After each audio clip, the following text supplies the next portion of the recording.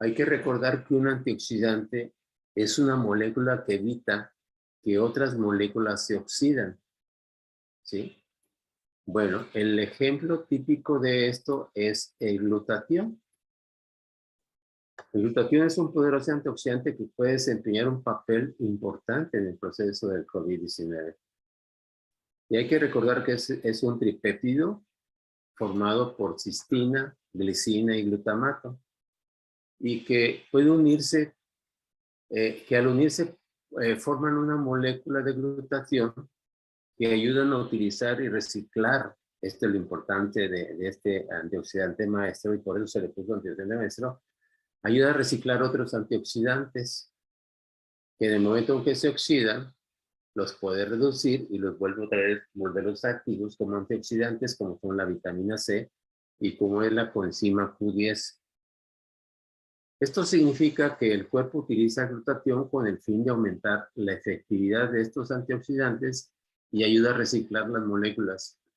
Es decir, sin glutatión, la capacidad antioxidante se reduce de manera significativa en los pacientes. A finales de marzo del 2020, Joseph Dussis, de 48 años, madre de una estudiante de medicina del área de Nueva York, fue diagnosticada con una neumonía en el Hospital Langone de la Universidad de Nueva York en Brooklyn. Sin una prueba de COVID disponible, la enviaron a casa como un caso sospechoso. Le recetaron hidroxicloroquina y acitromicina, que ayudaron con algunos síntomas, pero que no mejoraron su problema respiratorio, esa sensación de falta de aire. Como no podía ponerse de pie y tenía problemas respiratorios graves, su hijo, el estudiante de medicinas, se puso en contacto con el doctor Richard Horwitz, un especialista que estaba tratando una hermana con la enfermedad de Lyme con glutatión. Y él le sugirió que utilizara el glutatión en caso de su mamá para ayudar a reducir la inflamación y proteger el tejido pulmonar de su madre. Y los resultados realmente fueron sorprendentes. Una hora después de recibir una dosis de 2000 miligramos de glutatión, su respiración mejoró y logró ponerse de pie. Continuó tomando el glutatión durante 5 días y no ha sufrido recaída alguna. El 5 de mayo del 2020, el Centro Oncológico Memorial Sloan Kettering publicó un ensayo en el clinicaltrials.gov, en el que anunció un estudio que involucra el uso de N-acetilcisteína, que es un precursor de glutatión, en pacientes con COVID-19. En esta investigación, la primera en su tipo, el equipo de estudio planeó inscribir a pacientes con enfermedades graves de COVID. Un grupo recibiría 6 gramos de esta N-acetilcisteína por vía intravenosa al día, junto con otros tratamientos.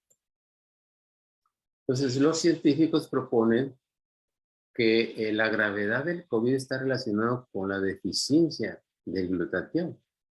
El doctor Alexis Pornikov, de la Universidad Estatal de Medicina de Kushchek, ha teorizado que el glutatión puede utilizarse como estrategia preventiva y tratamiento de la enfermedad. Él estudia genética molecular humana y el estrés oxidativo, y en base en sus análisis activos de la literatura dijo que cree que la deficiencia de glutatión es una razón plausible para la enfermedad grave por COVID-19. Entonces, los mecanismos patogénicos para un COVID grave dependen fundamentalmente de 2 cosas. Una, el estrés oxidativo, que contribuye a la hiperinflamación pulmonar que provoca enfermedades como el síndrome de dificultad respiratoria aguda o diestrés respiratorio e insuficiencia multiorgánica, y por supuesto que puede llevar a la muerte. Y 2, una mala defensa antioxidante debido a la deficiencia endógena de glutatión como resultado de una baja biosíntesis y agotamiento excesivo de glutatión, que es la causa más probable de un daño oxidativo en el pulmón.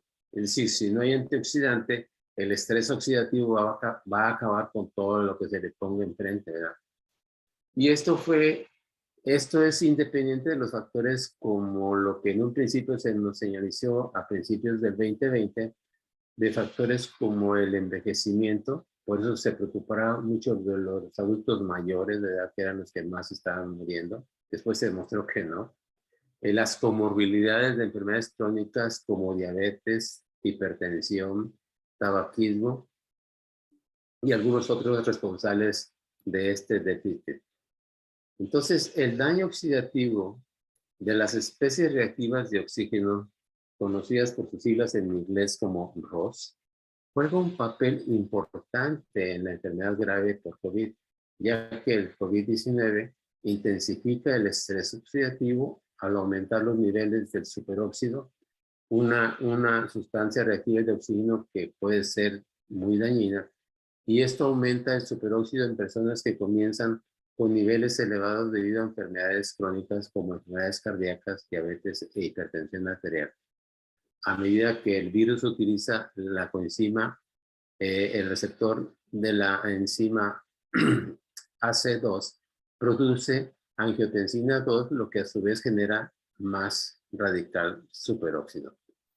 El virus también atrae un tipo de neutrófilos que son leucocitos polimorfonucleares que también pueden aumentar la producción de superóxido. Después, el superóxido produce otros radicales hidroxilos, que es uno de los más reactivos, que incluyen el peróxido de hidrógeno.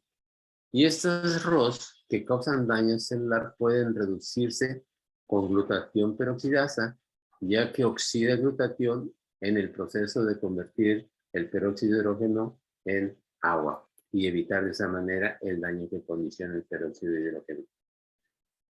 Entonces, de manera específica, la mala homeostasis redox y el estrés oxidativo parecen ser los procesos biológicos importantes que podrían explicar una mayor susceptibilidad individual a diversas amenazas ambientales.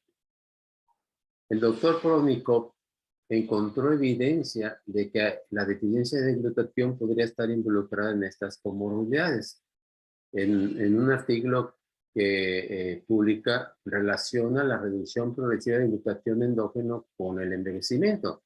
Nosotros ya hemos platicado de que después de los 30 años de edad se empieza a declinar la producción de glutatión por cada año que va avanzando, a tal grado que, por ejemplo, después de los 30 años estaremos produciendo un 70% de glutatión. Pero cuando arribamos a los 60 años ya nada más estamos produciendo un 15%. Y cuando avanzamos a los 70 años, como yo Nando, ya nada más estamos produciendo un 10%. Entonces, ¿qué nos queda a nosotros a esta edad? Pues estamos suplementando con los señalizadores redos que nos permitan darle un incremento en un 400% a la biodisponibilidad de glutatión, precisamente para que contrarreste todo ese estrés oxidativo que he estado mencionando. Bien. Por otro lado, también se ha investigado que optimizar los niveles de vitamina D es la estrategia más sencilla y económica y más beneficiosa para minimizar el riesgo de COVID-19. Ha habido muchos artículos que se han publicado con ese tipo de información. Más de 1.000 millones de personas, hay que recordarlo, en todo el mundo y de todos los grupos etarios tienen deficiencia de vitamina D, que ahora se ha identificado como un factor de riesgo para la infección grave por COVID-19. En Indonesia, por ejemplo, las personas con un nivel de vitamina D entre 20 nanogramos por mililitro y 30 nanogramos por litro tenían un riesgo 7 veces mayor de muerte que aquellos con un nivel superior a los 30 nanogramos por mililitro. Tener un nivel por debajo de los 20 nanogramos por mililitro se relacionó con un riesgo de muerte 12 veces mayor.